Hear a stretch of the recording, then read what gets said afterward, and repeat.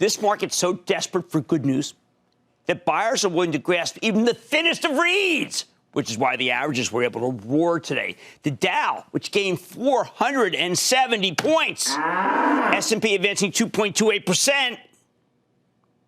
It's hard to find a positive button. House of pleasure. And the Nasdaq gaining 1.72%. All right, what happened? Okay, well, this morning, President Trump told us he's brokering a deal between Russia and Saudi Arabia, so they'll stop flooding the world with oil.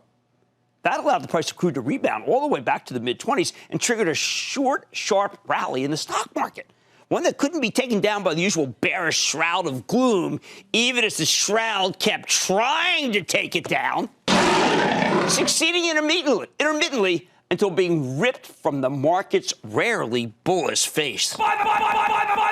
Yep, you know what? We now live in a bizarro world where Wall Street can momentarily overlook the fact that 6.6 million Americans filed for unemployment insurance last week. A mind-blowingly horrible, record-breaking number. Instead, we're briefly able to accentuate the positive.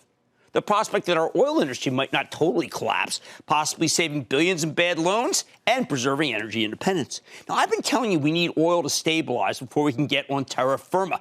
That looks a lot more likely today. And we got some other positives, too. Excuse me for pointing them out.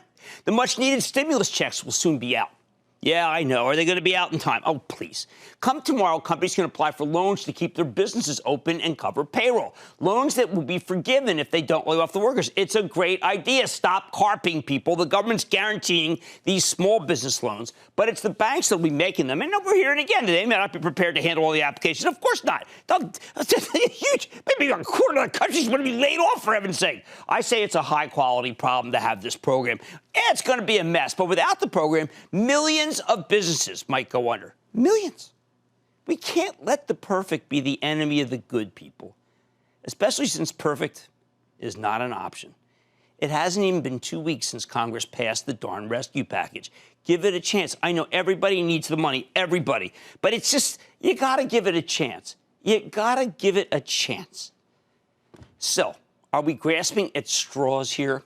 Well, at the end of the day, there are a lot of problems that can't be solved by the $2.2 trillion stimulus bill, with COVID-19 foremost among them. See, you could argue we're not doing a great job of fighting the pandemic on a national level, but what about a corporate level? So many companies are struggling to stay in business in an environment where demand has dried up for all sorts of goods and services. Don't miss a second of Mad Money. Follow @Jim Cramer on Twitter. Have a question? Tweet Cramer. #MadTweets.